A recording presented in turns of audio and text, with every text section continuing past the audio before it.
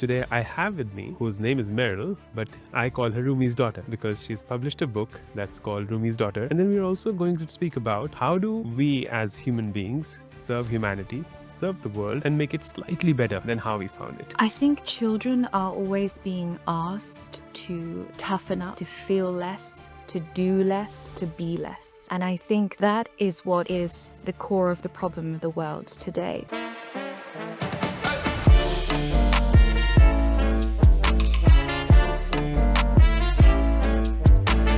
And yet, in the heart of that storm, there remained a sanctuary, an inner sanctuary.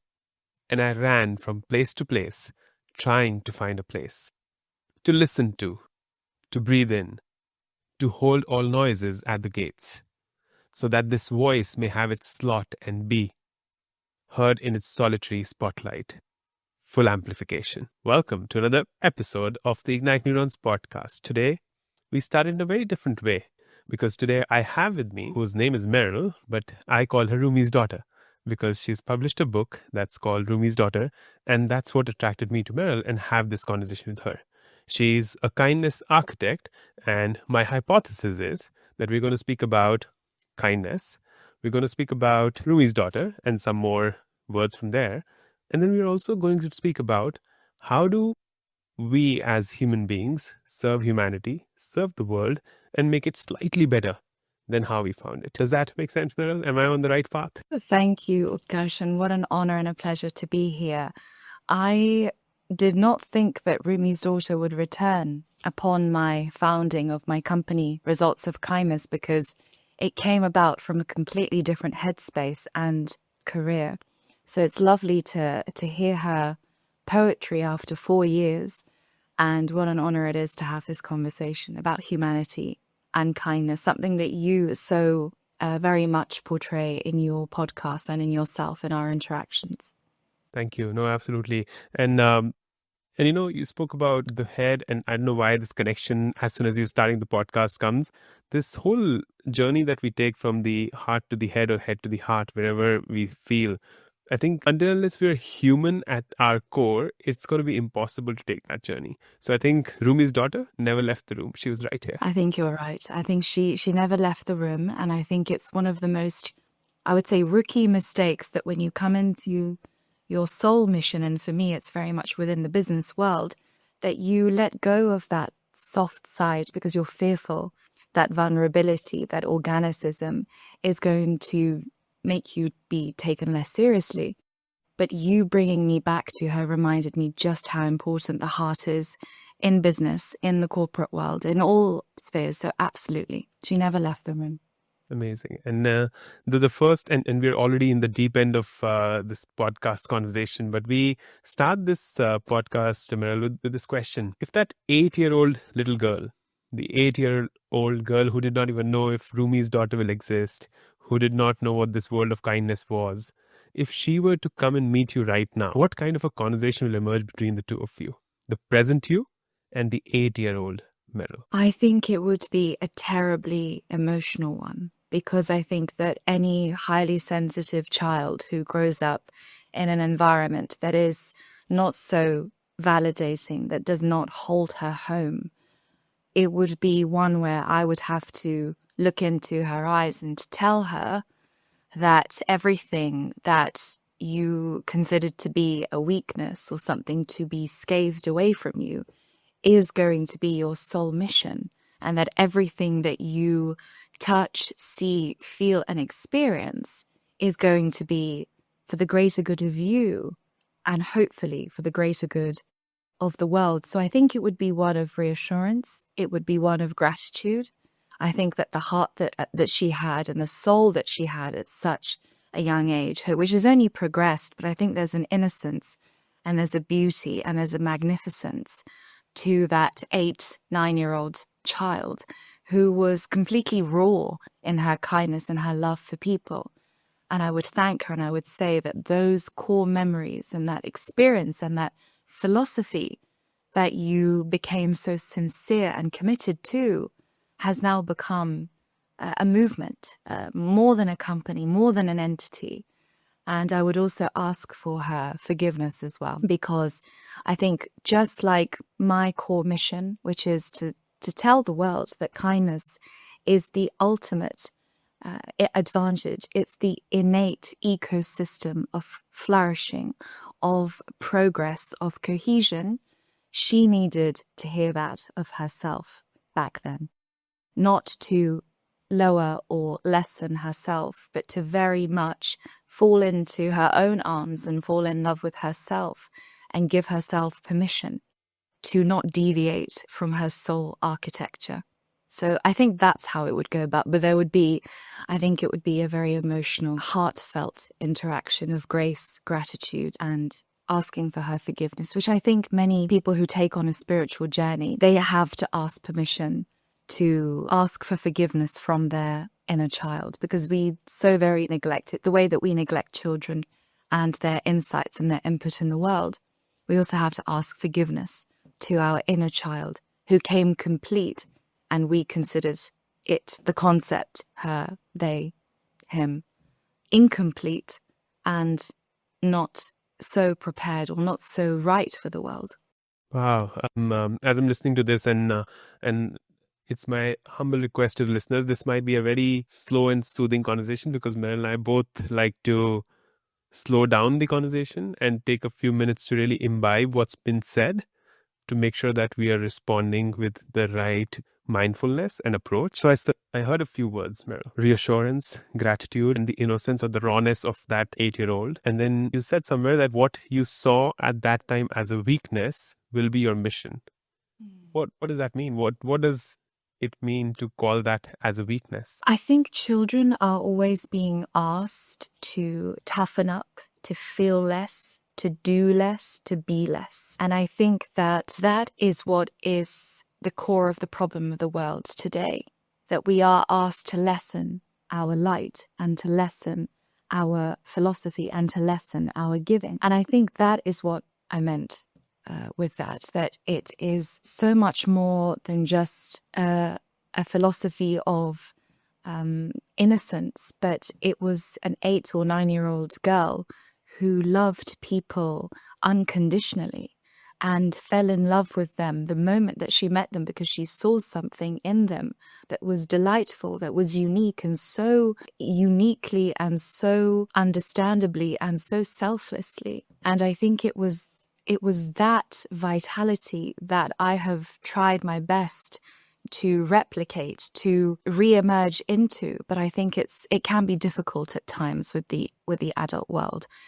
Because children have this capacity to be themselves, to think outside of the lines of logic, the containment of logic, and to create their own world rather than being a part of the world that we are in today. And I think in adult life, you have to compromise.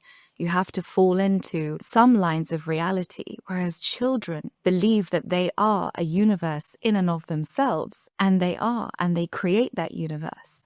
Whereas I think that we fall into some kind of submission to the status quo as the more we are exposed to the world, the more time we spend in the world. And I think that children have their own world, and they see the world, that themselves and the world through the universe that they have created. So there was this power and magnificence that I didn't just experience as a 9-year-old from my inward world, but that of the world of my classmates. And a lot of the time, and I always say, and the Sufis say, and it's a philosophy that I ascribe to, is that life is about holding true to the philosophy of the inner child and not allowing the world to infiltrate into that childlike purity, innocence, selflessness, and humanity. So it was that rawness, it was the immutable, uncompromising, relentless love for people and for service and belief in miracle that I think that even as a kindness advocate, it's difficult to do in the world, because you are constantly coming up with against a lot of friction or alternatives or real problems, real issues that as a child you may not understand fully, and that's what keeps you in your magic. So that's what it would be for me. We'll have to pause the episode every now and then and maybe just take a few minutes to really dive through what you said, because there are so many layers to that answer. And we're going to have a dialogue, but I'm going to challenge this dialogue as well, Meral, because what you said is so beautiful, that life's all about like holding true to that inner child. And somewhere along that journey, when we grow up, the status quo, the society, the outside conditions infiltrate and lead to this challenge to that inner child. But my belief is that the inner child always stays, and it's our choice if we want to allow that inner child to thrive, or if we want to suppress that inner child.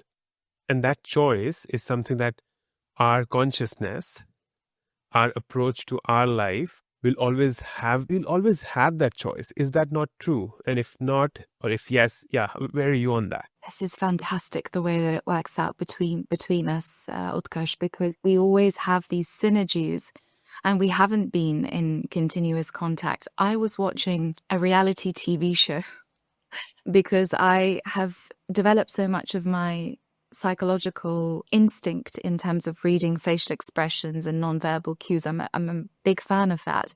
And the main character, who is notorious for many reasons, and he says, I've been darkened by time. And I think that there is something there. And you could see just how hurt and disappointed he was in himself, that he had gone from this polite, sweet little gentleman to someone who can very easily commit infidelity with almost all of his romantic relationships. And it just got me thinking, and it's also related to kindness as well. Why are people unkind? Is it always a choice? And I believe that we can never make that judgment ourselves and call it a choice, because the things that people go through, the things that people experience on this material plane are enough to split the soul in two, which makes it so very difficult for them to access their behavior and their actions as a conscious choice. And that was really the first time, because it was bubbling away in my subconscious for a long time, because as a child, or even a few months ago before I started Results of Kindness, when people were unkind, I said, well, how could you be unkind? It's always a choice. But actually, a lot of the time, it can be because of inconvenience. It can be because of a deficit within the self, because of inner fracturing from trauma, from seeing your heart be broken again and again to the point where you cannot access the intelligence or the coherence of the heart, where there is this inability to be in touch with your emotions, be in touch with your humanity, because you have been, so to say, darkened with time and by time. So absolutely, I think that those who are the spiritual warriors will keep true and will keep earnest to the ability, the spiritual muscle of rendering it a choice and dealing with it as a choice, to say, no, what happened to me, what I experienced, I will address the veils and the folds of my subconscious to make the active choice to do otherwise.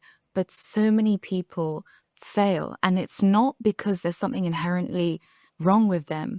It's that the challenges that this plane of existence gives to us, gives to some, are so great that choices fall away and people become almost, wouldn't say automatons, but so deep within their subconscious realm that active engagement, active self-awareness, a true choice becomes inaccessible to them. And I think I would not have been able to understand that or appreciate that if it were not for my background in psychology, but also having met so many people and talked to them about kindness and seeing the intention, but having seen that for some people, their souls have been split into 2 or 3 or many fractures, that they can no longer access the same level of humanity that they were born with. And it's a terribly difficult battle. It is the most enduring battle that anyone can go through. I'm from Afghan heritage, and the stories that we hear, the experiences that these individuals have.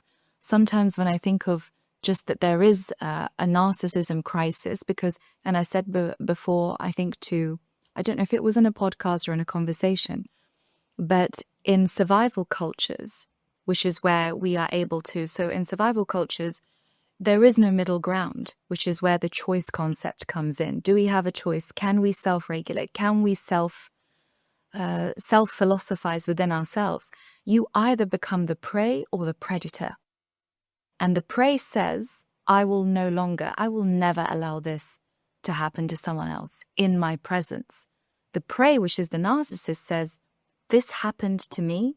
My soul split into two or many, and therefore I will act from a place of wounding. And it can be subconscious, it can be intentional, but for many, narcissism itself is not curable.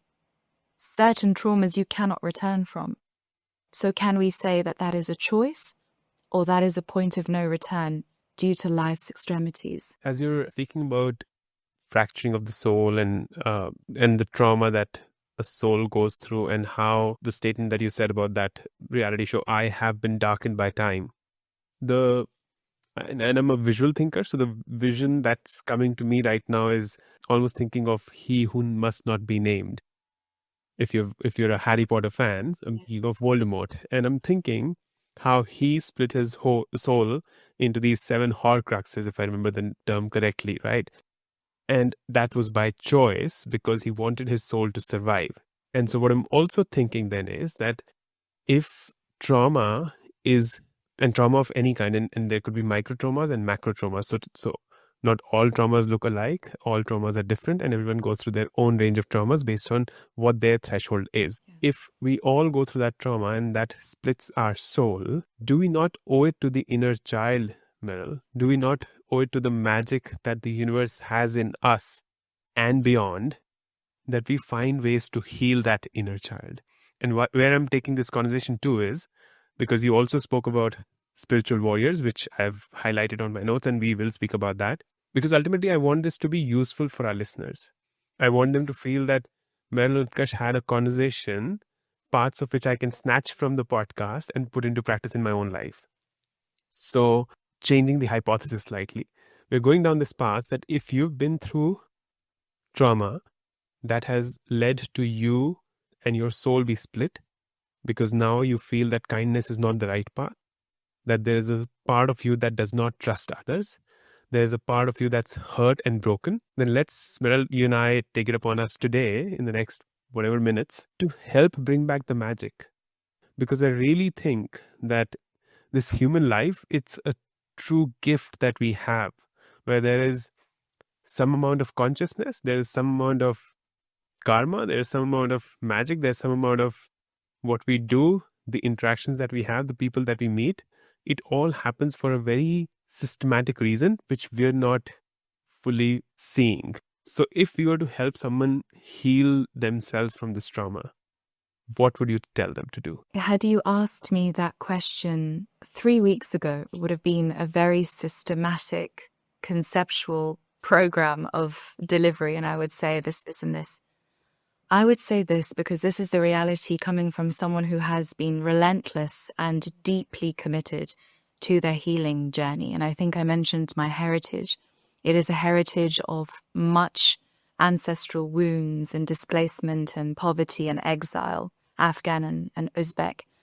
And therefore, I have had no other choice but to be so intentional, because I believe that, as you said, we owe it to ourselves and to the people around us to be, and I believe in God, so I owe it to God, the universe, who has given me the favor of life, to do everything I can to complete the spiritual journey and die empty and live full. My advice would not be so prescriptive. It would be curiosity and openness. And I speak directly to those who are listening and watching.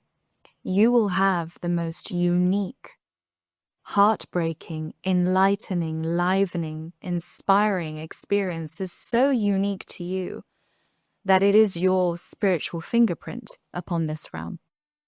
And so I would say, in order to allow the healing in, let it become something that takes care of itself through your openness, through your curiosity.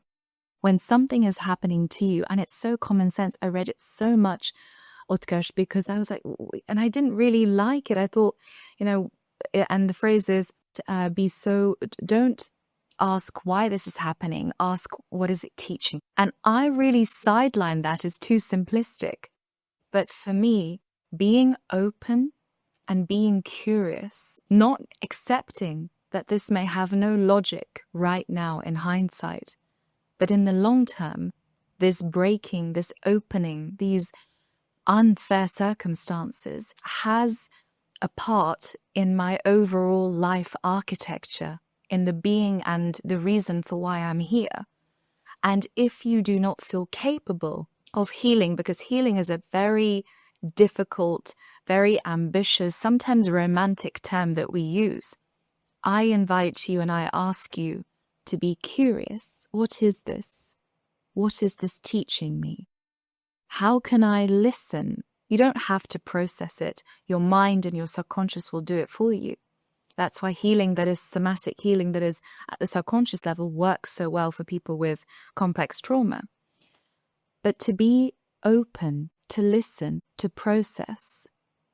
And one other thing I would say is to wait and see what comes of this. Let the time pass to enable you to process the gravity of what happened. I think that in the Western lens, we think, right, let's address it now. Let's medicate on it. Let's do surgery upon the wound the moment that it appears. But sometimes there is so much resistance of the soul to that, because the soul and the mind, the subconscious, whatever you want to call it, says this is a part of a greater architecture, a greater ecosystem. Let it build.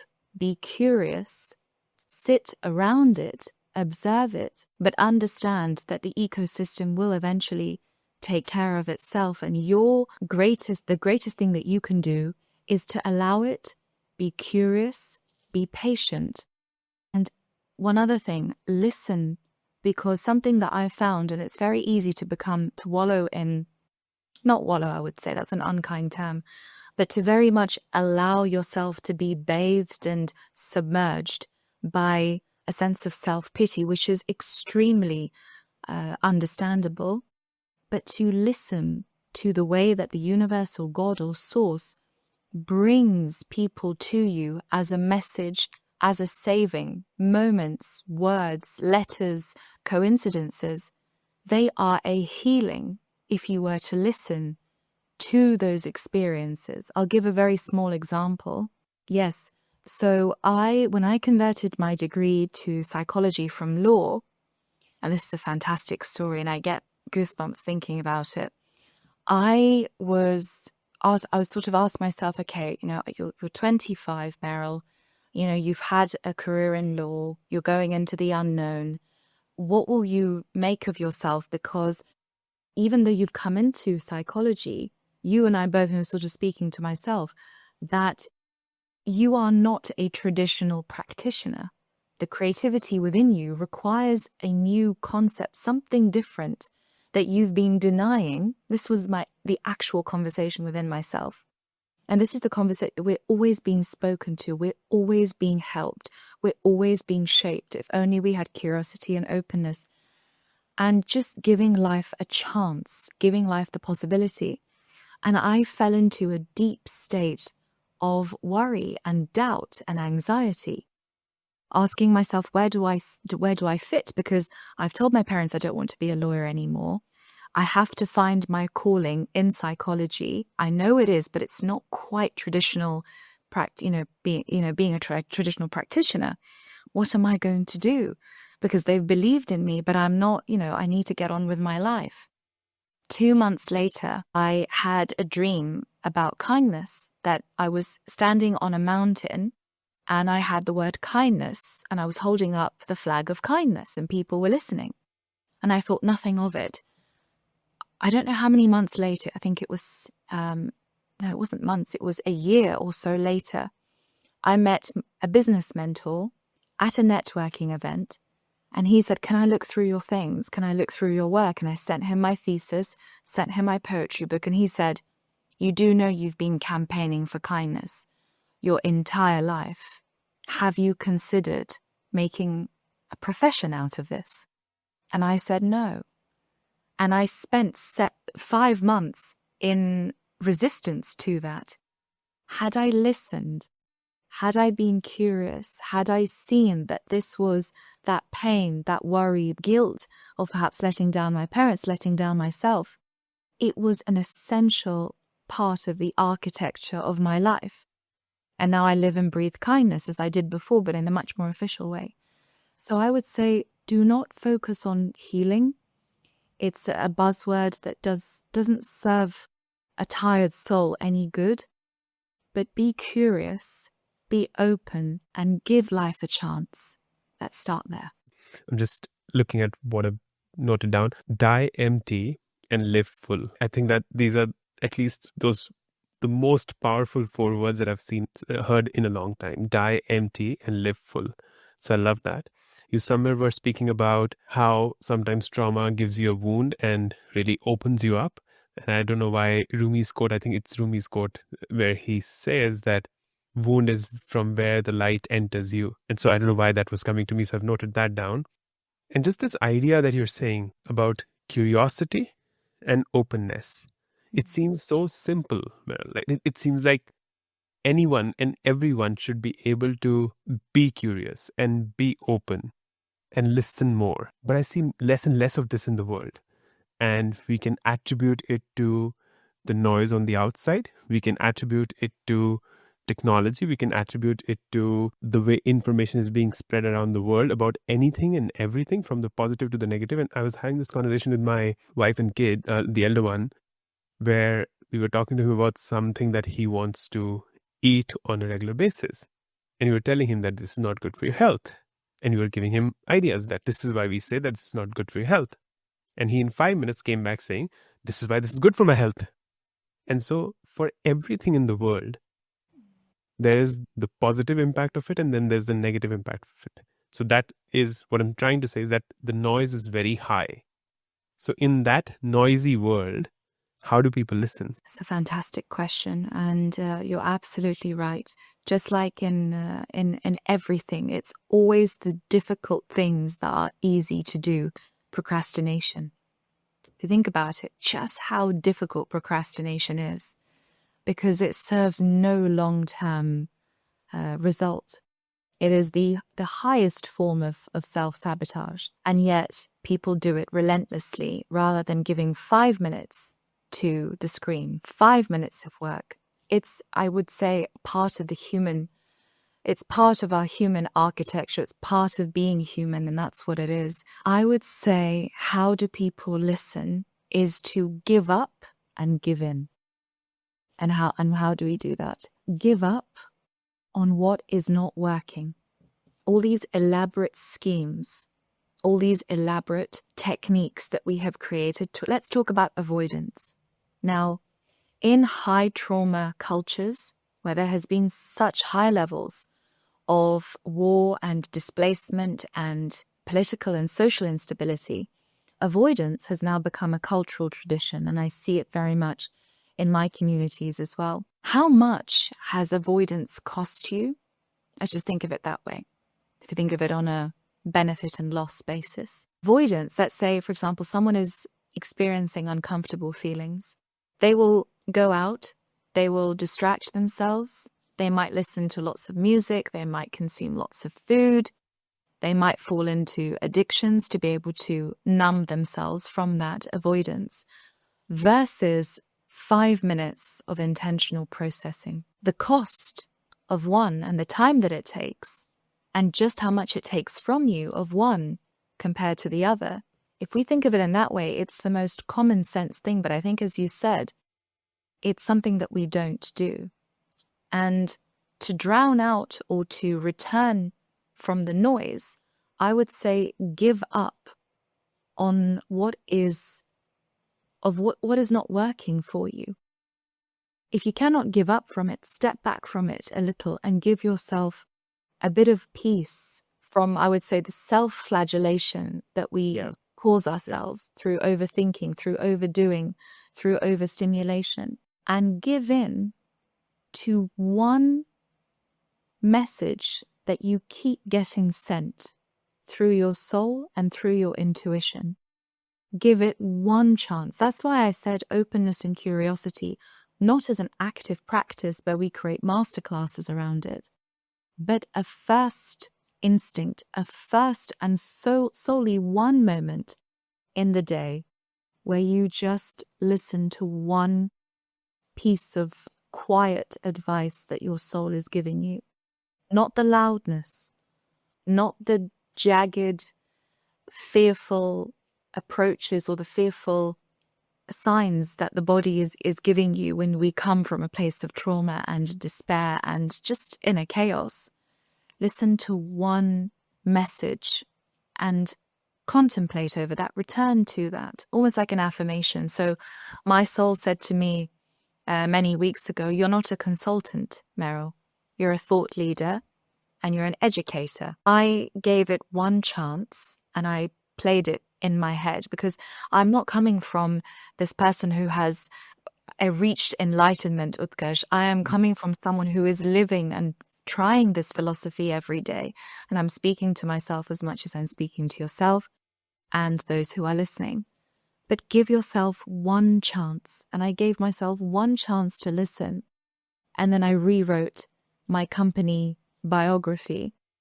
And now when I wake up in the morning and I work on results of kindness, it's not a strain. It's not a burden. It's not someone trying to be someone that they're not. So I would say start with one. Because I think that when we approach a world that is suffering with lots and lots of things to do, it goes into one ear and comes out the next. So that's what I would say. I 100% agree with everything that you're saying. And here's that practicality that I want to bring for the listeners, because it might seem what Meral and I are talking about right now is far-fetched. What does it mean to give up and give in? But look at this in this way. If and what Meral, you were saying, I think the words that were resonating for me was that if there is lack of internal alignment, if there is dissonance and not resonance between who you are and what you're doing, then that's a painful place to be. And that's what you shared by saying that I'm not a consultant, I'm a thought leader and educator. And when you start to look at the world from that lens, then it feels right on the inside and it feels right on the outside with what you're doing. But I think the challenge that the world, and I'm completely assuming this because I'm not speaking to the listeners directly, but my assumption is that because we are always engrossed in content, because we are seeing a lot of highlights of other people's worlds, whether that's through Instagram, whether that's through LinkedIn, whether that's through whatever, it seems that the other person always has the right kind of life. And someone very early on the podcast said that, Utkarsh, the grass is not green on the other side. The grass is green where you water it. And so it's up to you what you do about your side of the grass. So that's one. Second, if you wake up in the morning, and Meral, feel free to add wherever you feel you want to add a layer or what I'm sharing does not land where we want it to land. If you're waking up any morning and saying, I don't like my life, then something needs to change. And I think that change will come to you with what Meral is saying, which is to give up and give in. And Meral, the prereq of that to me is find moments to sit in silence, because the soul whispers. The soul is not going to shout at you. The soul is not on Instagram. The soul does not have a LinkedIn account. The soul is not going to send you an email. And so the soul needs space to whisper to you what it is seeking, to whisper to you what it knows you should be seeking, because soul has the magic. And just because we don't create that space, we're unable to listen to the soul. What do you think? I love what you said. And I think that sometimes when you want so much good for people who are listening, you will give them what is in your heart. But I think people are still looking for that practical advice. And I think therein is also the issue, that we are looking for something that is digestible. But sometimes what is digestible is not going to infiltrate deep enough. So this is a very complex issue. but we are seeking something that is digestible for something that is so oceanic from within. But I think if we were, I see where I can feel the instinct of perhaps there is something practical to be given. I'm neurodivergent, and I have found, and this is a confession I wrote into my journal, do not be so in the world, Meryl. Your originality will fade. We are always connected, and therefore, not so much in the substantial sense, but we are always peering into other windows of existence. None of us are actually looking into ourselves. We're always looking at what is around us rather than what is within us. And that is what is feeding the problem. And so for me, I've made some rituals where, for example, if someone is very similar in terms of their work, I do not look at their work. I support them, but I do not do. And I think this is where kindness is a very interesting enterprise. You should not be looking at your competitors in this arena. That there's no such thing as competition in this arena anyway. But for me, I've found, or perhaps it's specific to me, the more in the world I am, the less I can serve it. There's something there that I'm still looking into, and I'm still trying to figure out how much can I be in the world and still contribute to it. And I would say the most practical thing I would say is, please limit and be intentional with your social media. Please understand that the more you are regulated into other people's lives, the more you deviate from your own. And I think that is it's so difficult to do. I can understand that, but it's very much saved me, because you can become very self-conscious, or you may feel that you have nothing to offer because every thought has ever been thought. And if you are someone who's very self-aware and very self-conscious, and that's what social media is making us, you will consistently feel as if your voice does not matter. Your ideas do not matter, that there is so much IP around that you're going to end up infringing it. And I think that is where the difficulty is. And I think that is probably the solution. And I think in terms of the idea of the grass is never green on the other side, it's where you water it. How will you know if you don't give yourself the chance? How will you know that actually perhaps it was your own vision that needed to be cleansed to see that you already have a lush garden within you and around you? How do we not know that? And I think another thing I would add is that I've worked with leaders, perhaps not so consistently and directly as others, but I have worked with them. I've had good bosses and not so good bosses, great managers and not so great managers. And something that I've noticed is that in this noise, leaders feel the need to constantly be looking into other windows, making sure that their company, their product, their service is great. And of course, competition is great for business, but it's terrible for self-esteem, and it's terrible for excellence and quality. And that's why in the inner leadership program that I've developed, I focus so much on inner stillness for leaders and for disconnection, because leaders are remarkably special people. They have been given this ability to be responsible over others. And you cannot do that if you do not acquire your leadership fingerprint, your leadership blueprint that is yours. And that's why it's such a strange, very fine balance, Utkarsh, between being in the world and creating your own. And you can only do that if you separate the two, and you are I call it soul fidelity in my courses.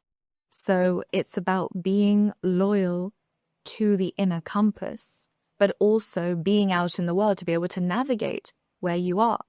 And I'm still finding that balance. But I truly believe that if you are here for impact, and we all are, I'm a big fan of Doctor Who, and the thing that it's a sci-fi TV show. It's the longest running sci-fi show in the world. And it's hard not to become emotional to repeat this line. In 900 years of time and space, I've never met anyone who was unimportant. So for us to realize who we are and to be unapologetically and indominantly ourselves, we have to find the balance that works for us between being in the world and watching the world and embodying our own. And for me, because of my susceptibility, perhaps because of my emotional sensitivity, I have to be within myself 90% of the time and 10% of the world out in a plane of visibility just to get the mission of kindness through. You're so kind, because what you started this conversation with, where you said that, yes, I'm trying to bring this to those micro nuggets almost, which people can apply into their lives. But I think what you said was very apt, which is that this is an ocean of complexities that we are traversing together. And for us to hope and imagine that this can be made digestible in a single hour of us having a conversation and change things for the world is not going to be that easy a path. So I agree with that. And then I loved everything that you shared after this. And then this quote that I've not met anyone in 900 years who's unimportant. That is so beautiful. I think the other thing that just struck, this word that you use, unapologetically. I have this fascination with this word, right? Because we all deserve to and crave to be our unapologetic selves. But again, the challenges of the world make it so hard for us to be like that, because we keep losing that resonance that we have in who we are and who we want to be. And it's an ongoing challenge. I think it's to sit with these conversations for a longer period of time, and then let them allow you to listen to the whispers of the soul. That will then, I think, with each individual, they'll have a different story to tell after they listen to this kind of an episode. I hope so. And I would say, Utkarsh, it's something that I have come up with, which is inner hygiene. So the more you return, so let's say you have an entire day of connecting with others. Let's say it's a networking event. And there's people with lots and lots of ideas, lots and lots of different energy forces and energy fields that you're interacting with. Inner hygiene, or the practice of inner hygiene, is returning back to yourself and recalibrating, recentering whenever you have a heavy energy exchange. And that reminds you of who you are constantly in a sea of what we can understand as energy displacement. Because crowds and collectives of people are great, but somehow the self disappears. And perhaps I'm so staunch in this, I'm so big on this, because kindness, as I say many times, a lot of the time I say, kindness is a journey of becoming.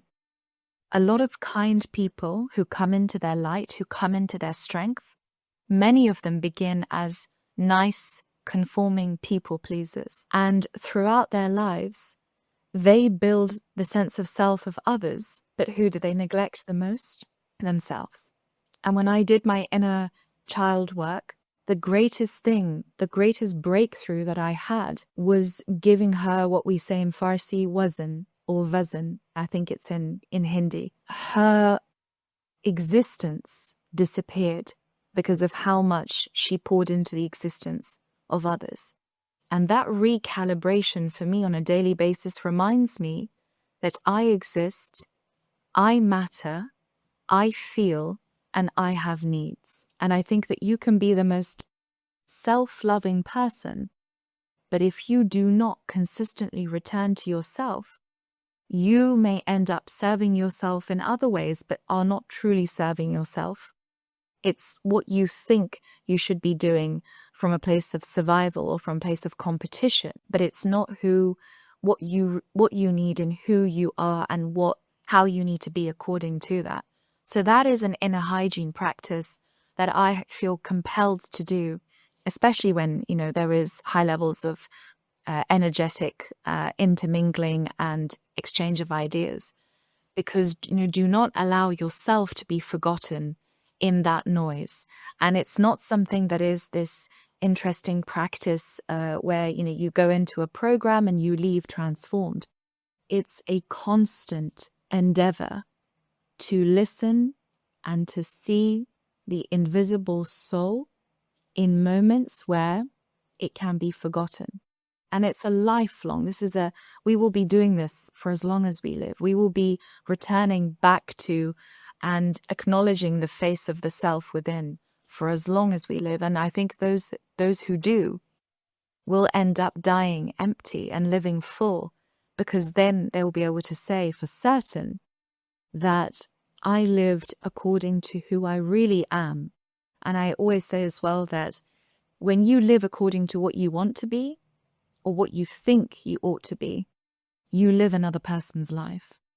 But when you live according to the trajectory of your soul, you have completed your legacy. And I can tell you, as someone who's always had a very interesting relationship with the concept of happiness, because for neurodivergent individuals, our joy and our happiness is different to the standard one. Even though Results of Kindness is very, very new, I can tell you, Utkarsh, heart to heart, that I have never felt more vital and more joyful than giving myself full permission and renewing that full permission every day in living this path. And it doesn't even matter to me how commercially successful this is.